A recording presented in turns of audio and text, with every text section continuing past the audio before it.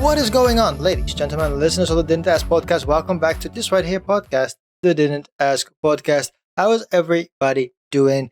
I hope you had a good weekend. I certainly did. Taylor Swift's new album came out on this past Friday, and man, I listened to that album on repeat throughout the weekend, and it's so fucking good.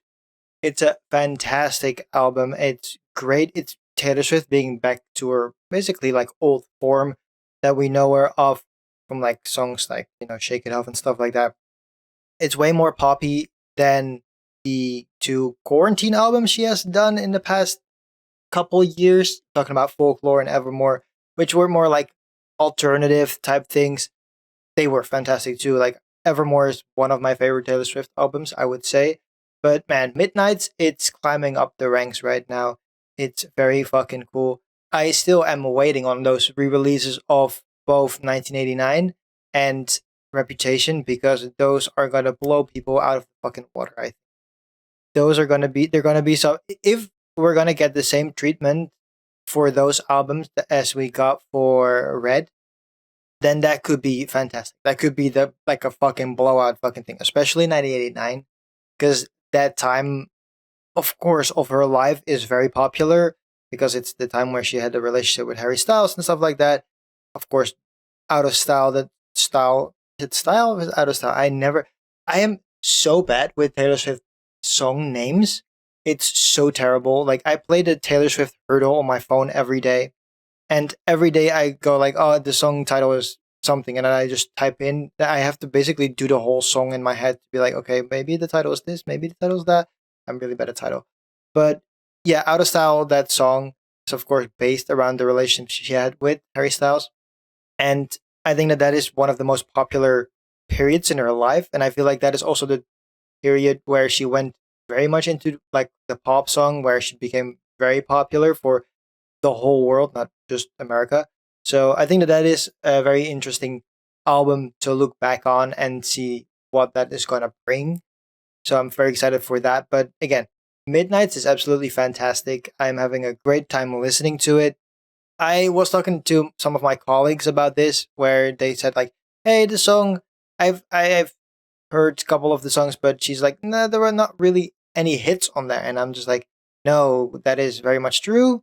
Even though I think that there are a couple of songs that could slap and get rank really high in the charts. I mean, it's Taylor Swift, so the songs will probably chart really high just because of the Swifties.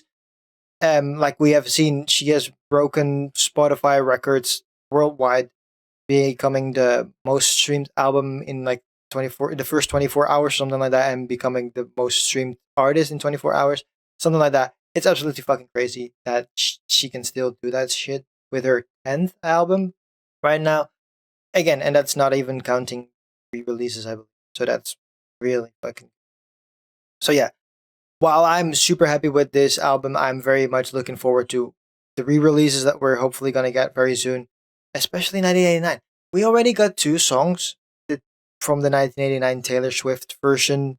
It's it's crazy that we haven't gotten an announcement on the album itself, but of course we just got Midnight, so I feel like that is maybe why she was just like a little bit hesitant, be like, we're not gonna do it yet, gonna hold off a little bit, but yeah, I'm very much looking forward to that.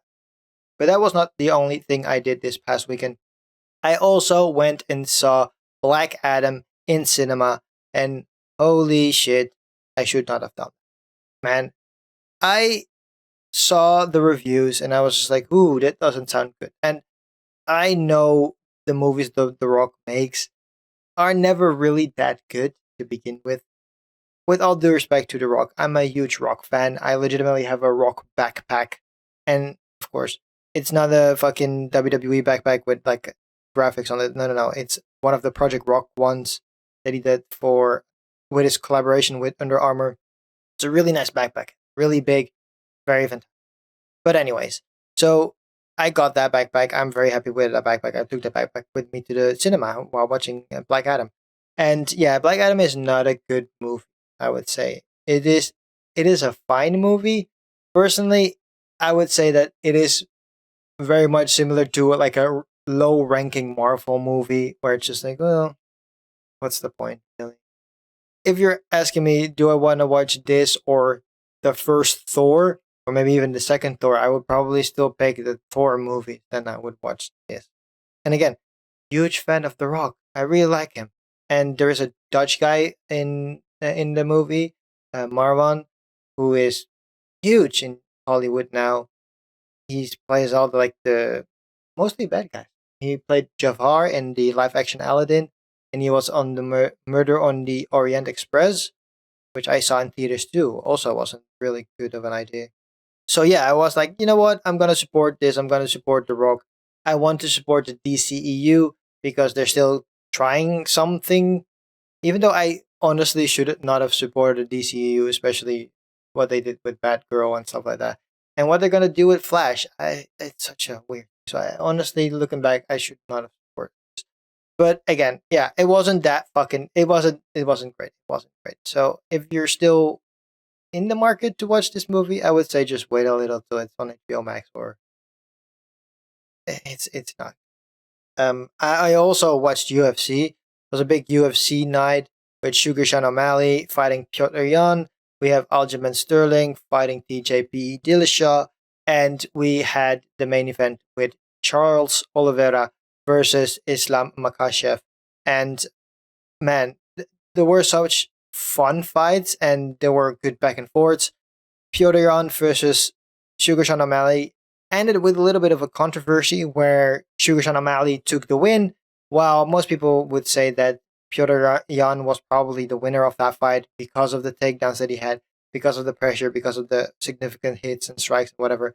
Even though Sugar Sean O'Malley had more significant strikes overall in the end, so that is a really weird thing that we need to look at. But hey, if two judges score you the winner, then it is what it is. You know what I mean? It is what it is. That's what we're gonna go with, and that means that Sugar Sean O'Malley is moving up the ranks for that title and maybe fighting Aljamain Sterling next. Who fucking knows? Because Aljamain Sterling fought TJ BE Dillashaw and basically demolished him. TJ Dillashaw had a shoulder injury back in April, and he never got that fixed because he couldn't really. So I think that he torn like his rotator cuff or something like that. Like there is something broken in his fucking shoulder, which made his shoulder just pop out of socket throughout the training camp. He explained after the match. So he went up to the ref in the back and was just like, "Hey ref, my shoulder goes out just consistently. Please don't stop the match. I will pop it back in and just continue. I hope it doesn't happen, but it probably will." And 30 seconds in, sure as shit, his shoulder popped out, and he had to fight with basically one hand. And, fighting Aljamain Sterling isn't that great of an idea to begin with for most people. Fighting him with one arm, whatever the fuck you are, is not fucking smart. Because the fucking human backpack, as he would like to call himself and people call him, did what he had to do. Took him down, synced in those fucking figure four leg lock type thing, around his TJ's waist and just started pounding it. And when you have two hands to defend yourself, it's really hard to do so. If you have one hand, it's basically impossible. So he got fucking finished real quick with that, even though he still made it out of the first round, which was very interesting seeing him made it out of the first round because that's really big, especially when you have only one arm that's functional. Then he popped it back in and then immediately basically popped back out. So yeah, it is it's not a pleasant match for TJ Dillashaw. But it's good that he stepped in there on one side. On the other hand, like I get it that you won that fight, but on the other hand, it's just like, well, what is the point for you taking the fight, right? Because not only are you holding a position in the division, because you basically know that the shoulder is going to pop out and you're going to be defenseless because of it. So to me, it's just like, why the fuck would you even put yourself in that situation? And especially knowing this since April, that is like a big thing. So now, not only have you taken that spot for half a year, basically, I mean, it is half a year. Have you taken that spot for half a year because you wanted a title fight? You ruined your own chances because you went into the fight knowing that you would probably not win because you had only one arm that was able to fight. And now you with that ruined your chances of getting another title fight, right? Because not like I'm saying, what he should have done probably was just said, "Hey, I have this shoulder injury. I needed it to get fixed," because that means that hey, you were the quote unquote number one contender. You were next in line to get that title shot. We're gonna just take you off the board for now, have somebody else slide in. So, like a Marlon Chito Vera, for example, slide him in to this spot because he would have had 6 months to prepare, and then see what happens when TJ Dillashaw is ready to come back and slot him straight in to a fucking title match because that was promised, right? I think that would have been the better option for TJ in the end. And again, this is always like ifs, ands, or buts. But yeah, to me, that would have been the more logical thing to do. To be like, hey, I'm going to take myself out for now. I'm going to get the shoulder surgery to make sure that my arm is fully functional and then come back with a vengeance. Because now, again, you hold the position in a division for a year, like he said himself. You went into the fight knowing that you were probably not going to win the fight because your shoulder is hurt, and now you lost the fight, which means that you are at the back of the line. So now you basically fucked yourself over 3 times, or like you fucked the division over 3 times, right? Because not only did you show up hurt, you knew that you weren't going to finish him. Now you're at the back of the line and you were holding a position for somebody else that could have stepped in that time. So I think that it was a very stupid idea for him to do so. All due respect that he did it, but yeah, it wasn't that smart of an idea. Then quickly want to talk about the Formula One race that was this weekend. Also, I skipped over WWE, which is fucking crazy. I've been talking about this shit. I've been talking to you for about 12 minutes now, and I've not talked about WWE. So that's pretty good, actually, I guess. There was a Formula One race this weekend, the Austin Grand Prix, which was, of course, a very fun one. We saw some crazy shit happening. Max's team had a fuck up with the wheel gun that wasn't working correctly, and then that meant that Max had like a pit stop of like 12 seconds, which insane how long that was. And then he, had to go to the back while the victory was basically in his hands. And then Max being Max, he just fucking hit that throttle and just fucking went. And then fucking overtook everybody, was in a fun little back and forth with Leclerc, then got into a fucking battle with Hamilton, and eventually still finished at the top of the fucking line. That's fucking crazy to me. And that also meant that now Red Bull has secured the constructor victory. So that now both Max is the champion and Red Bull is the constructor champion, which is absolutely fantastic. That means a whole bunch of money for the teams. That is money that they can very much need to improve their engine and their car, and of course, hopefully reach the budget cap and stuff like that. Talk about that. That's not what it's about. So yeah, that was a fun, very high pace, I should say. It's high. It was a very back and forth race, and it was really fun. So we're gonna have a race this weekend as well. The race of Mexico. We're gonna go to Mexico City, I believe, somewhere around there, home of Checo Perez, and hopefully Checo Perez can get the victory. Even though last year he became third, came in at third, that was a pretty success for the country as well. But yeah, let's hope that he at least gets second, if not, depending on how the race is going to go. But hey, this is not a podcast where I talk to you about my weekend, where I talk to you about Formula One or Taylor Swift.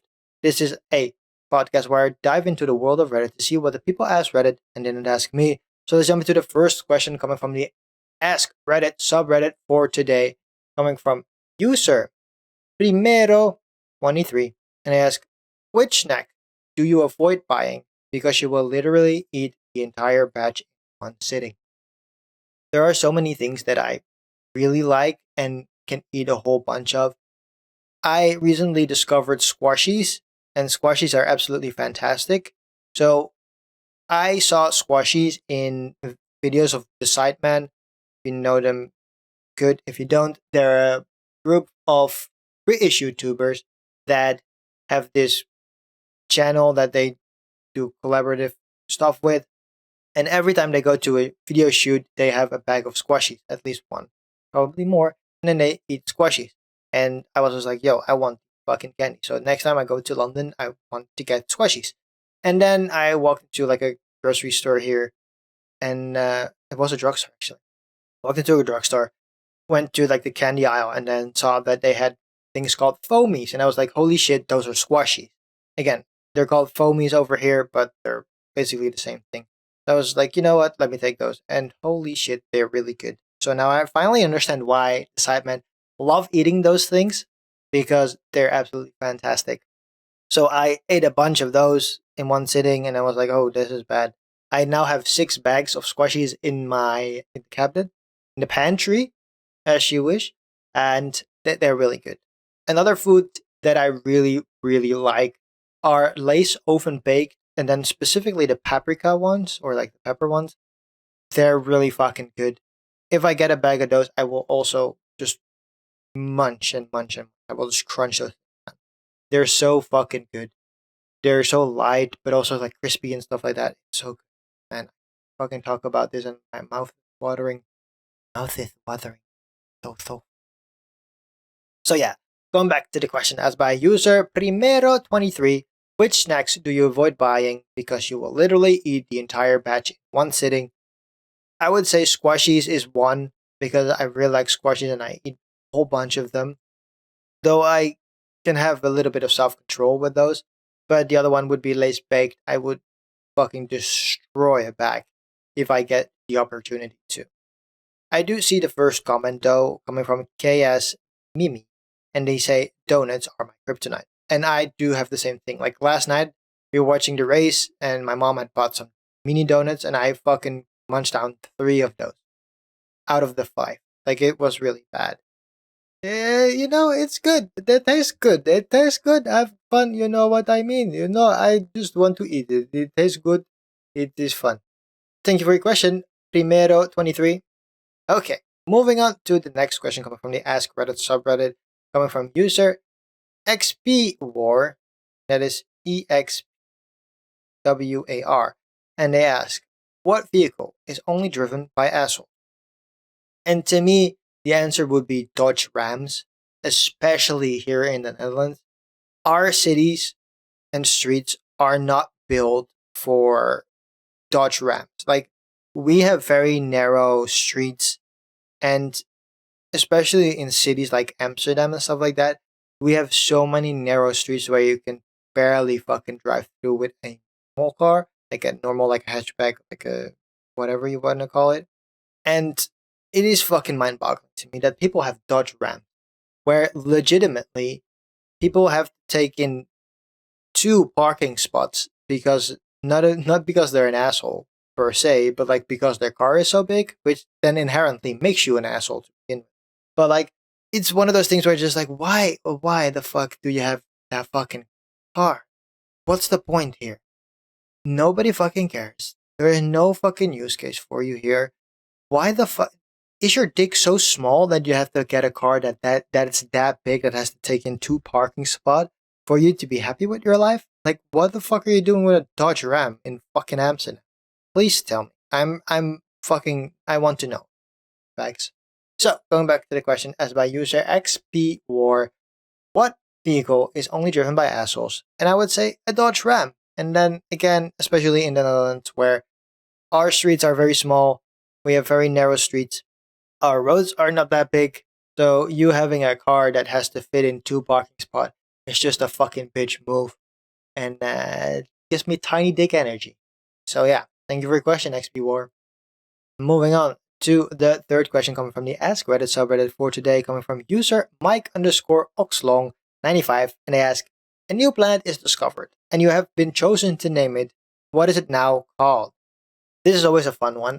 I think I've talked about this question already in the opposite way, where Earth would join like the intergalactic space force, NATO type thing, and they would have to get a name, and then we would go, "Oh, we're Earth," and then we realize that there's another planet that's called Earth, so we cannot be named Earth. So what would the answer then be? And then, we used Planet Jasper because of a kind of funny joke, which is funny, but not the greatest. So now looking at the question is that what would we name a new planet that we can name anything we want? So that makes me think. And then I go, you know what? One of my favorite Disney movies of all time is Treasure Planet. So the easy answer for me is Treasure Planet. We're just gonna call it Treasure Planet just because. Does it make sense? Probably not. Maybe it does. Maybe there are so many fucking resources on the planet that we don't know about right now until we start digging and then we realize, holy shit, there is fucking helium-3 on this planet in fucking millions of fucking amounts. There is oil and there is gas, so we can call it Treasure Planet for sure. Who knows? But I just want to call it Treasure Planet because Treasure Planet is a fucking amazing movie, and you should go and fucking watch that shit. So, going back to the question asked by user Mike underscore Oxlong95, a new planet is discovered and you have been chosen to name it. What is it now called? And I would just say the Treasure Planet. Thank you for your question, Mike Oxlong. Moving on to the fourth question already of the day, coming from the Ask Reddit subreddit as by user classic underscore rock underscore 726. And they ask, if you went into a coma and woke up in the year 2122, what would be the first thing you would want to know? And my answer would be, what does Taylor Swift's discography look like? What are we saying? Like, we have had Taylor Swift for 100 and somewhat years now at that point when it's 2122. And of course, like I was saying in the beginning, we just got Midnight, which is her 10th studio album. But we're also going to get all those re releases. We're going to still get Taylor Swift. We're going to still get 1989, Reputation. So many fucking things that we still need to get. You know what I mean? So I'm very excited. And I really want to know if I get out of that coma, how all those songs sound. Did she ever finish all of the album? That's also a question. Knowing Taylor Swift, she probably did because she is Taylor Swift. But that is still a very interesting question that I would ask. So that would probably be the answer to you, classic underscore rock underscore 726. If you went into a coma and woke up in the year 2122, what would be the first thing you would want to know? And that is, what does Taylor Swift's discography look like? What songs did she release? Did she finish all the re recordings of all the albums? How many more studio albums has she released?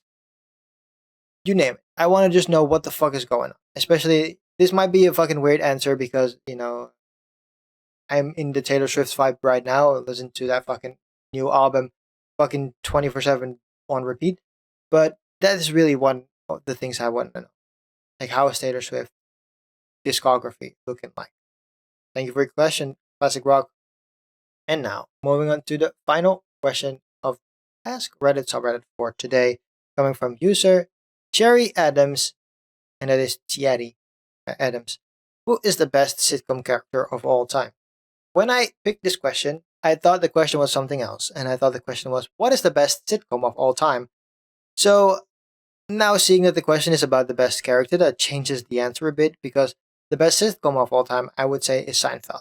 I still think that Seinfeld, for how old it is now, is still very relevant, and there are still so many funny jokes, and I think that most of them will hit with every person that is watching. With Friends, I don't think Friends hits with everybody as Seinfeld does.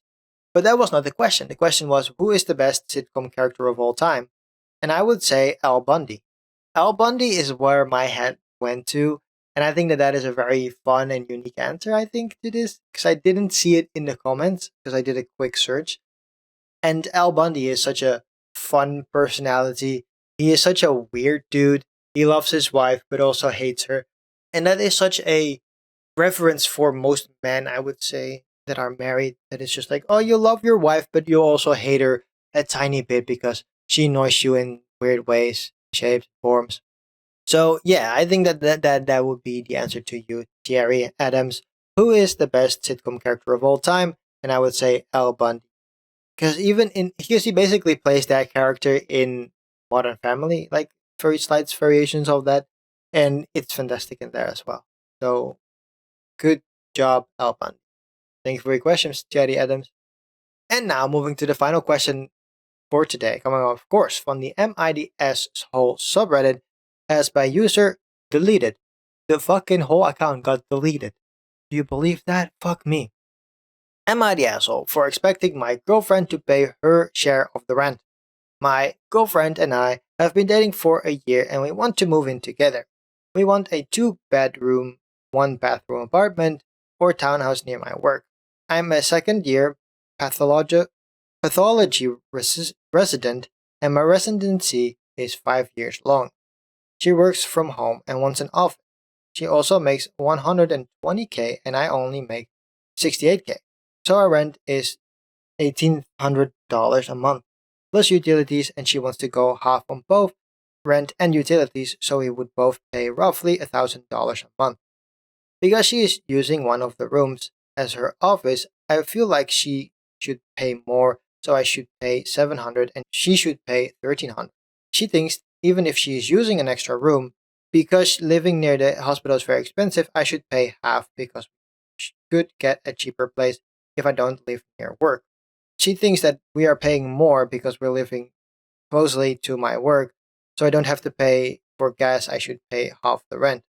I feel she's being selfish because she makes much more than me, and once I become a residency, I could easily make 350K a year or more. But according to her, it's not fair for her to wait 3 years to potentially get paid back because we could break up, and she would have subsidized me. To me, if she isn't willing to pay a bit more, put some skin in the game, she's being a gold digger and waiting for me to make bank without giving anything in the first place. We argued about this a few times, and I don't want to know if I'm crazy in my thinking or she's being self. Am I the asshole? Well, dude, I would say yes, you're the asshole. She is definitely giving you enough reason to be like, hey, dude, we don't have to live here. You want to live here because you live close to work. And therefore, the rent is probably higher because if we live somewhere else, it would be cheaper. Because then, what the fuck? And like she's saying, you're not paying for gas and stuff like that. Even though I think you can probably get that through your work, but I don't. That you can pay a little bit more for rent.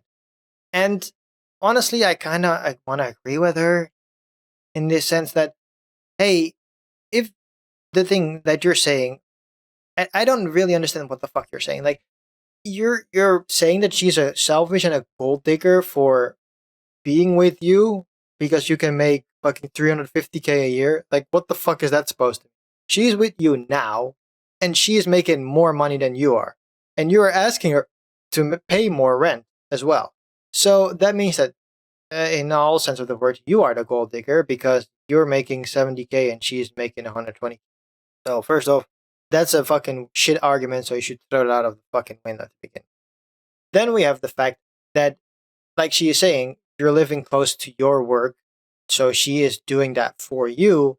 So she is, again, paying more probably than she should have because she can just live in the fucking suburbs or whatever and then just do whatever the fuck she wants, right? Because she doesn't need it. Thirdly, you're saying that, oh, you're gonna make 350K and that makes her a gold digger because that is what you're gonna make in 3 years, 4 years. Oh, okay. Like she is saying, maybe you won't be together in fucking 3 years anymore, and that means that you have been fucking leeching off of her, and she isn't gonna get anything for that. And again, while that may sound harsh, it's not that much. And also, you're making 70K a year. That is not like pocket change. That is a lot of that's pretty much a lot of money, right? So I don't feel like you should be worrying about $1,000 a month. If you do that, you basically have like 50K left. Like what? We're talking about that? Like, dude, come on, get over yourself. Just don't be a fucking dickhead. Just pay the fucking $1,000. Just split it evenly.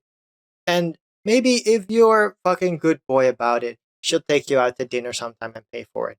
Like, you have to take some concessions in life, and I don't think that this is the fucking hill you should die on. But hey, more power to you if you want to do that, dude. Thank you for your question.